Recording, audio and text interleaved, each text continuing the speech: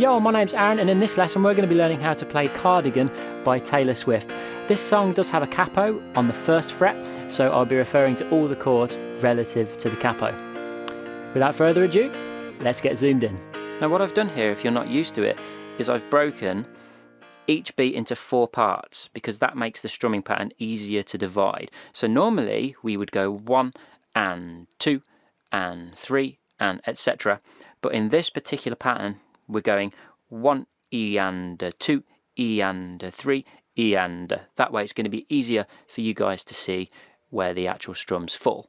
Let's get a close look at this strumming hand then. Just so you know, I will be using a pick for this, but feel free to adapt it to your own style. The fretting hand will be doing an E minor chord. Remember, we've got a capo, but feel free to do any chord of your choice.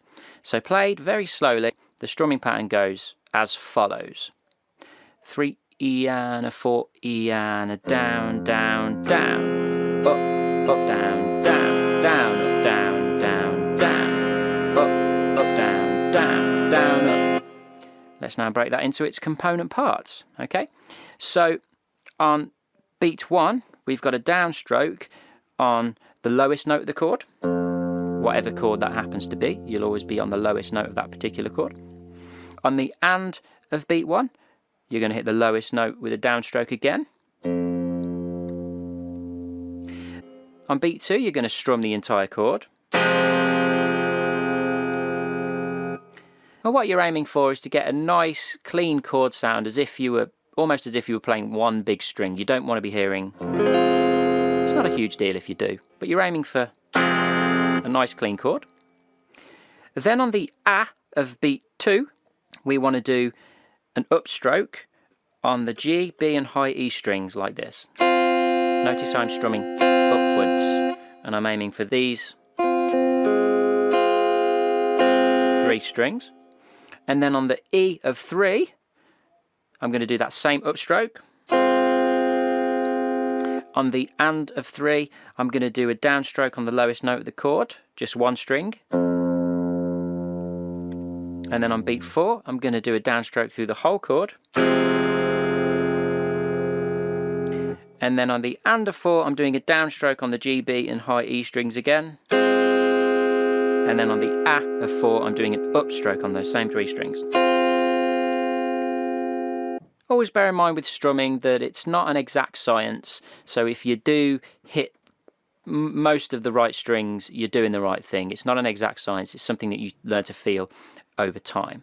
Okay, so played very, very slowly, this strumming pattern goes like this. Down, down, down, up, up, down, down, down, down, down, down, up, down, down, down.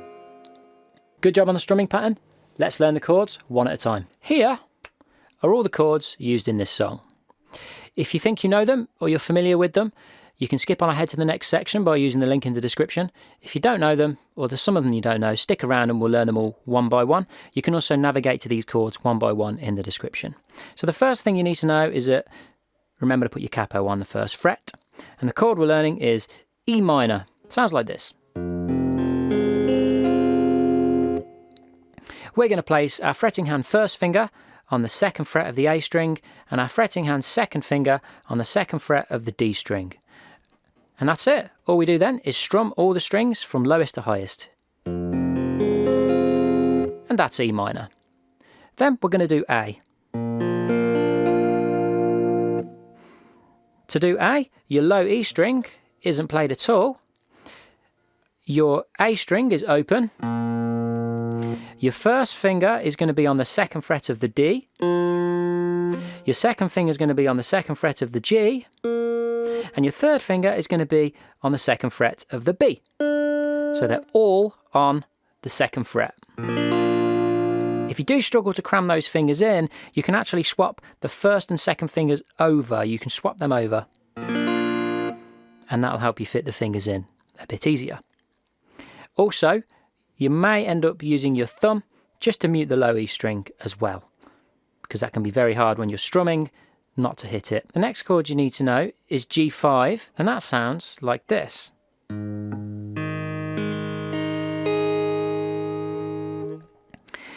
So you're going to have your second finger on the 3rd fret of the low E. You're going to have your first finger in the air because it's not doing anything. Then you've got an A string which is muted, and it's muted by the underside of this second finger here. So this bit underneath your finger is touching the A string to mute it. Then you've got an open D string, an open G string, and then your 3rd finger goes on the 3rd fret of the B, and your pinky goes on the 3rd fret of the high E string.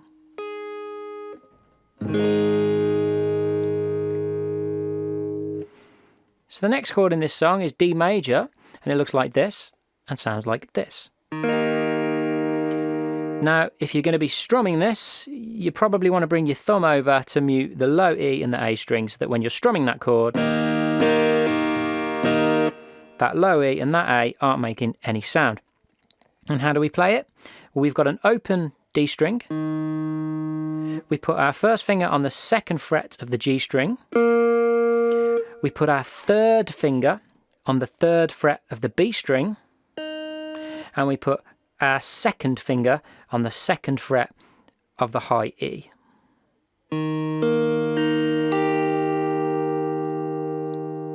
So the final chord for this song is a little bit more challenging. I'm going to show you 2 versions, a hard version and an easy version. Let's start with the hard version, which is a B minor bar chord.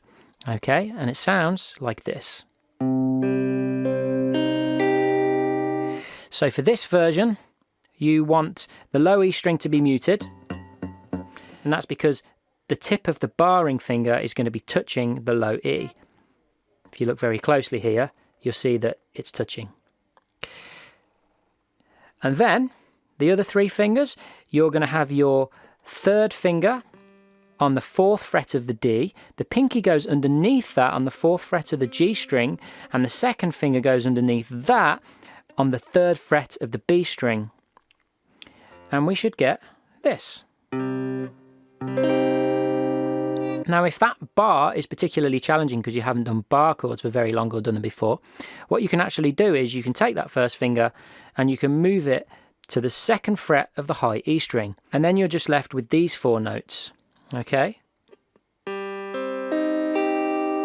Technically, that will be called B with an F sharp in the bass, but we won't get too technical, okay? Just make sure that you don't play the low E or the A string when you play that B minor chord.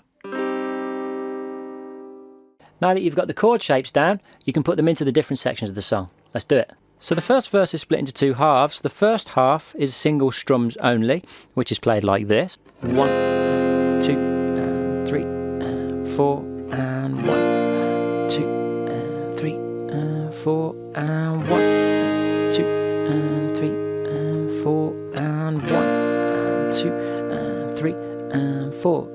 And then in the second half of that verse, we introduce the strumming pattern. 1, and 2, and 3, and 4, and 1, 2, and 4, and 1, and 2, and 4, and 1, and 2, and 3, and 4. Then we have our first chorus, which is in at 34 seconds and goes as follows.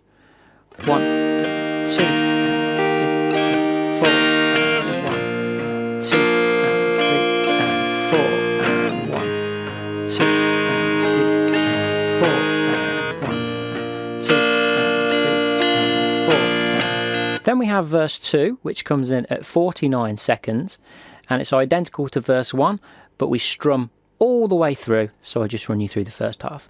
1, 2, and 3, and 4, and 1, and 2, and 3, and 4, and 1, 2, and 3, and 4, and 1, 2, and 3, and 4. And all of that goes round twice before we get to the second chorus, which comes in at 1 minute 19 and is the same as the first chorus, which goes 1, 2, 3, and 4, and 1, and 2, and 3, and 4, and 1, and 2, and 3, and 4, and 1, 2, and 3, and 4. Then we have the bridge, which is in at 1 minute 33, and the bridge in its entirety goes like this.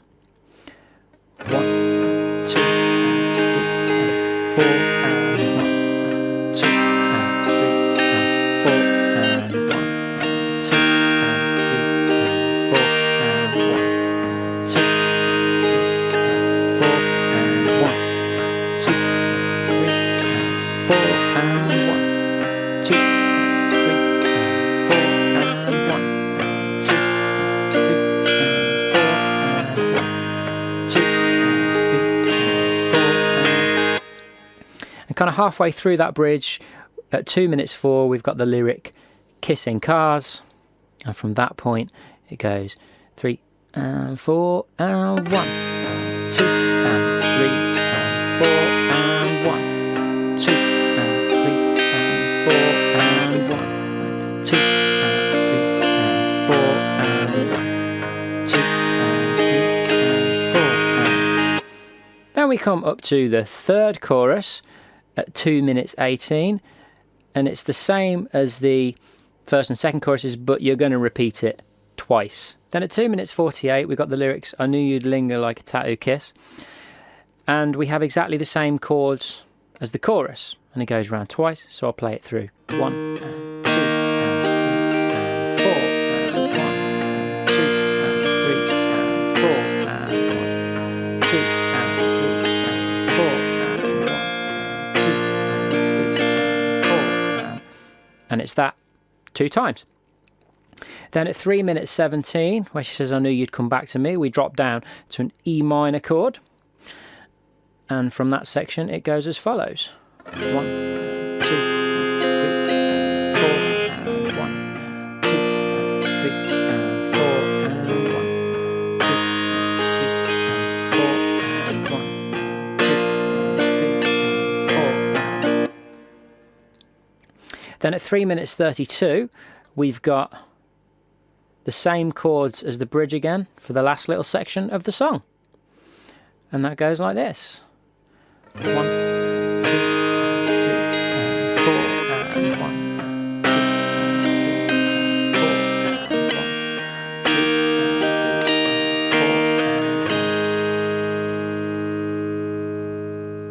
4, and it's just worth strumming that last chord just as a single strum. As always, thank you for watching that lesson.